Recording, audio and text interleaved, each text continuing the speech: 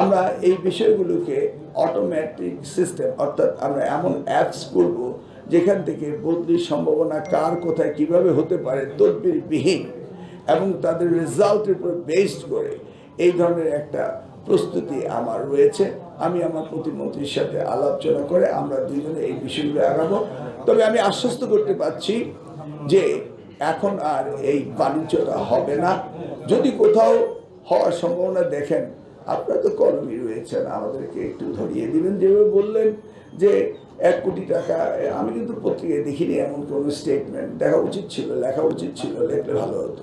English medium, আপনারা জানেন সেই সময়ে আমরা এই বাংলা পিডিএম ইংলিশ মিডিয়ামে আমাদের হেরিটেজ, কালচার, হিস্ট্রি, রিলিজিয়ন্স এগুলিকে ভ্যালু দিয়ে বাংলা পিডিএম আমরা ইনক্লুড করেছিলাম।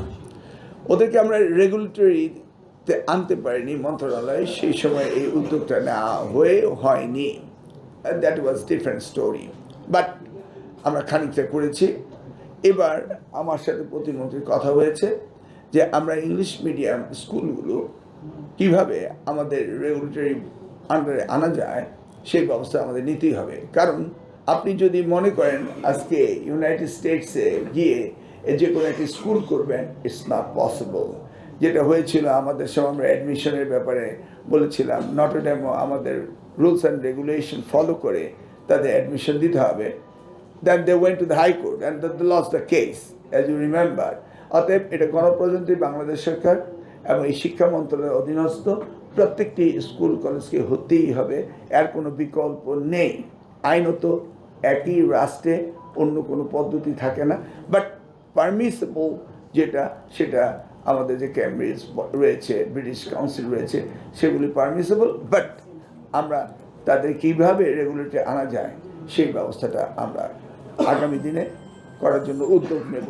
স্কুলগুলোতে, কলেজগুলোতে, মাদ্রাসাগুলোতে শিক্ষকদের নিয়োগের ব্যাপারে এবং অযাচিত আমাদের ম্যাপিংয়ের বাইরে যে সমস্ত প্রতিষ্ঠানগুলো হতো সেগুলিকে একটা কন্ট্রোলে নিয়ে আসা। সার্বিকভাবে ইট ওয়াজ এ প্যাকেজ এবং ইট ওয়াজ ডান ডিউরিং দ্যাট টাইম। এটার পিছনে তখন কাজ করেছিলাম, পরবর্তীতে হয়েছিল। এখন সেই জায়গাটি হচ্ছে ওইটার মনিটরিং সেল হবে, সেটাই। এখানে কেউ অন্যায় করবে তার পানিশমেন্ট হবে না, এটা এমন কোনো ব্যবস্থা থাকতে পারে না, হতেই হবে। এনটিএসসির থেকেই ওই বিষয়গুলো আগে ওখানে আমি যখন করেছিলাম তখন এটা সংযুক্ত ছিল। ট্রান্সফার, পানিশমেন্ট, রিক্রুটমেন্ট এগুলি ছিল, সেগুলো অনেকটা ক্ষয়িষ্ণু হয়ে গিয়েছে।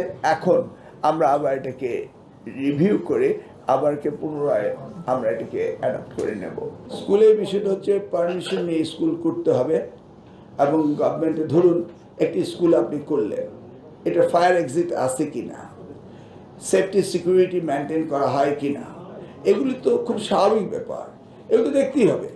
আপনি গ্যারেজের মধ্যে স্কুল করবেন এটা তো আমি ভাবতেও পারি না, কারণ চিলড্রেনরা ওখানে সিকিউর কি না এই বিষয়গুলো দেখতে হবে, কারণ এরা আমাদের সন্তান।